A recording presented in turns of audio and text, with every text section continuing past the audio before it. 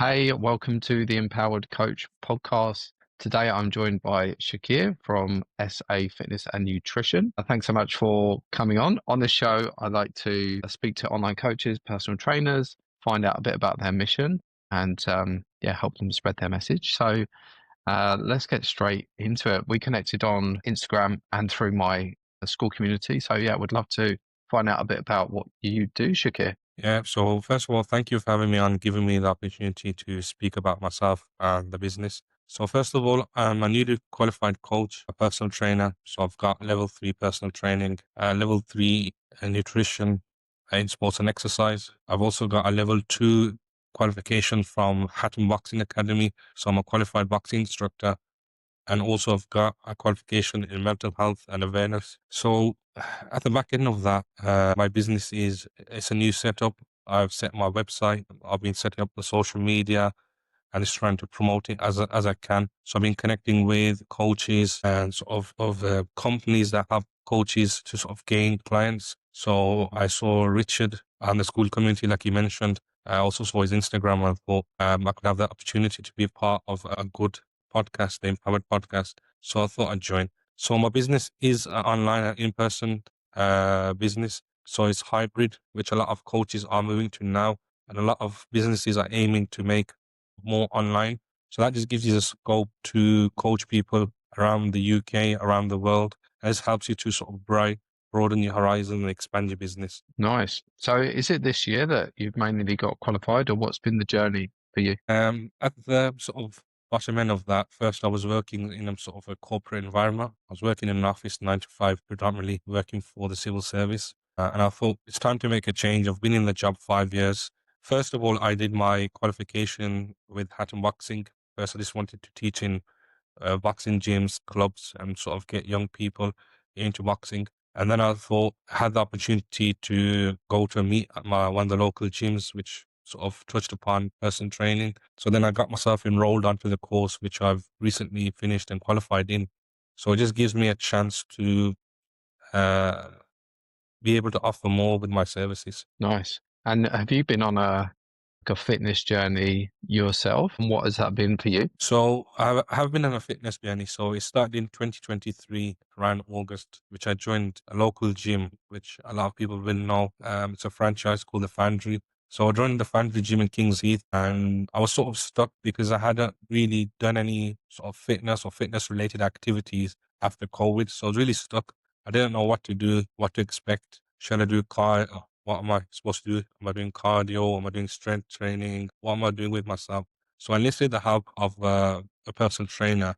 And from there, I thought that there are sort of areas which can be sort of developed within the sort of the personal training industry. So that's when I started really sort of looking into it. I started researching about it and sort of implementing into my own fitness journey. Yeah, nice. Is it so often it's the case that we go on a journey ourselves, we invest in the coach, and then we see the power of the coach, and then we think, actually, I'd really like to do that to help other people through the same transformations.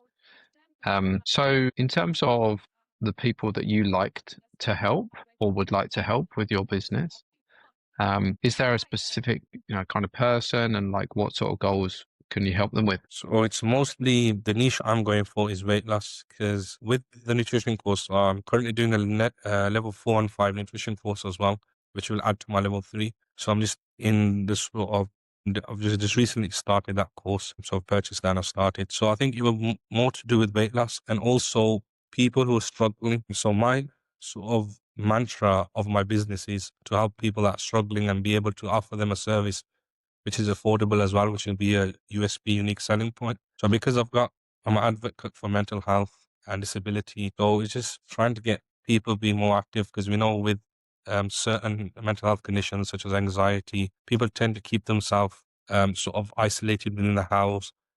And in certain aspects, their health sort of starts to deteriorate, start put on weight and things like that. So I think it's aimed more for people sort of around that sort of niche because I've done the qualification in mental health. I'm also looking to do a level 2 in mental health and awareness. So I'm just looking to sort of expand on the current skill sets I have and hopefully be able to help more people in the future. For me, it's so intertwined.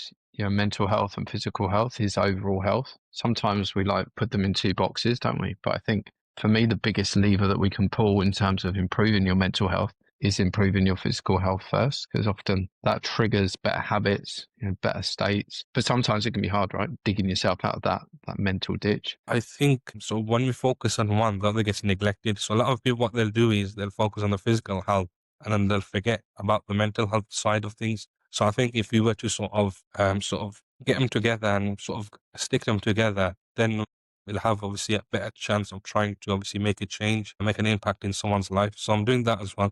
So I'm trying to promote obviously mental health. I'm doing that by my TikTok as well. So I'm just trying to obviously do a lot as much as I can at the moment. Yeah. So it sounds like a real holistic approach that you've got with training, nutrition, the mental health, and then, like the boxing as well you've got. So it sounds like the solution you provide is more than just like, here's a workout plan. It's more comprehensive. So I think with myself as well, when I was on my fitness journey in 2023, I think it was just like, here's the nutrition plan, here's your workout, what you're going to do on day 1, 2, 3, and 4. This is a periodized program. So for someone that's not really sort of in line with fitness, it's very difficult for them to sort of comprehend. So just giving them a plan, taking the money at the end of the session, block sessions, I think that's what sort of got me thinking, what can I do? What improvements can I bring to the table? So I think from the back end of that, that's when I started to really think. And it did take me sort of 18 months, 24 months, but at the end, I sort of achieved that. Mm. Yeah, it's really interesting actually, because I do hear this sometimes from clients that like their goal was say weight loss and they've gone with a coach, but the approach has been like almost like a bodybuilding approach where it's, you're bulking, you're cutting, periodized training, but actually probably maybe that is a bit overwhelming, at the start of people's journey, and they don't necessarily need that. They just need to focus on building healthy habits first. So it sounds like you're probably, for you, like in terms of your avatar, it's going to be people that are near the beginning of their journey, would you say, in terms of like getting into a gym and starting Yeah, those so healthy habits? I think it's people sort of never stepped into the gym before or sort of having second thoughts. Because I think sometimes what trainers do is they sort of getting you into a daze and just sort of throwing jargon at you. So you'll have hypertrophy, strength-based training, you'll have drop sets, pull sets, repetitions. And for someone that's never been in the gym, it's quite difficult. So I think it's like how you sort of take the steps, sort of baby steps, and go into something. Then obviously it's just giving them that base of knowledge and then sort of expanding from there. Because when I was sort of training after 2 or 3 years, when I was getting hit with slogans and jargons, it's quite sort of difficult to sort of implement. And I think it's just a case of just sitting down with your coach and then having that sort of debrief, which can sort of make sort of the most of it. A question I love to ask coaches because it does divide opinion. What's your stance on the weight loss injections? Because they're so prevalent now. Are they good? Are they bad? Do they serve a purpose? What's your opinion? I think it's a bit of a sort of undivided sort of opinion. Myself, I think with sort of good nutrition, good habits, like say lifestyle habits, and exercise, which is recommended by the NHS week, around 150 minutes of exercise per week. So I think a lot of people, I think, are just sort of taking shortcuts. So they sort of invest the amount of money they're investing in those injections could be invested into a gym membership. Get yourself a coach, maybe an online coach if they can't sort of get a face-to-face coach. And it's just by taking the necessary steps. And obviously, I've been doing my own sort of research. And if we see a lot of people are seeing sort of detrimental side effects as well. Some people, it's causing effects on the liver. I read one case where someone was sort of on the verge of going blind. So I think with a lot of people, it'll have sort of different effects. It depends how your body sort of breaks that down. But my personal stance, I think that they should not be used. But I think because of the price increase now and how sort of hard they are to get hold of, I think it'll probably be sort of a lot easier to sort of stay away from them. So I think it's best to sort of stay away from shortcuts, because when I was training as well, I was told to start taking fat loss tablets and things like that. But I did my own sort of independent research and I thought they're not good for the liver, sort of long-term damage. So I sort of stayed away from that, changed my diet, did obviously fasted cardio, tried to do as much activity as I could, physical activity, and then I think that's probably the best option. Yeah, I agree. Generally, any short-term fix is probably going to be a rebound effect later on where you find 6 months later the weight comes back on, you know. I think sometimes they might serve a purpose in terms of getting people a quick result and get them motivated, but not without a plan, you know, get, like you're saying, get that amount of exercise in. But yeah, personally, it scares me, you know, like the potential side effects. I don't see the worth, but I understand how people can think, oh, if I just do this, it's going to be a lot easier. Where would you like with the goal of your fitness and nutrition business? What's the vision in terms of, I don't know, 5 years? What would you like it to look like? Would you be kind of fully online? Would you be doing sessions in the gym, bit of both? How could it look? I think in sort of 5 years' time, I'd like to have my own boxing sort of academy or club.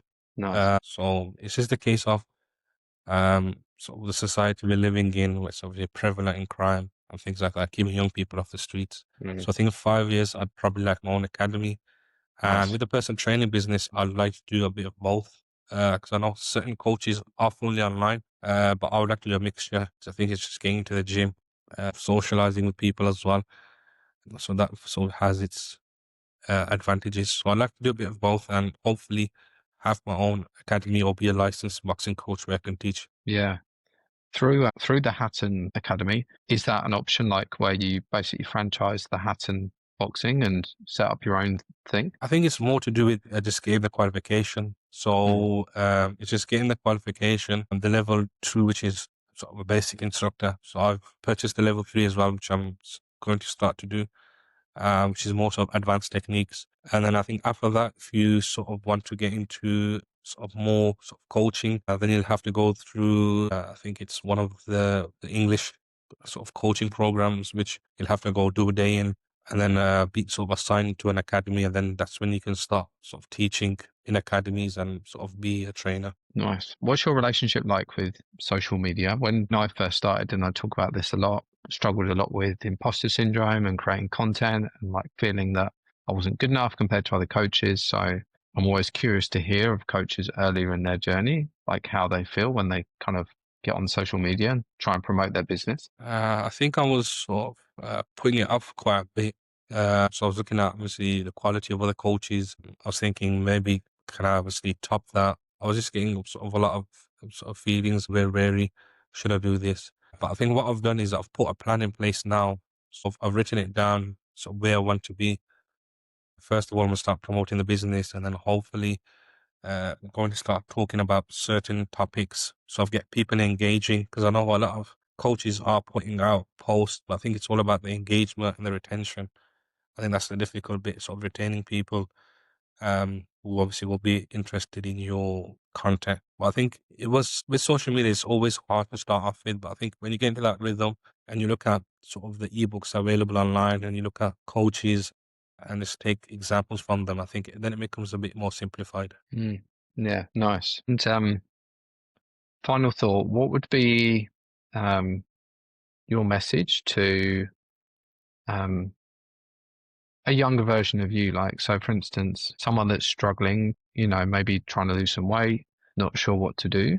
What would be your advice to them? I think if I was to give a message to my inner self, I'd say sort of break out your shell. Don't be contained within yourself. Have the confidence and just make that step. Because when you make that first step, then it'll become easier as you go along on your journey.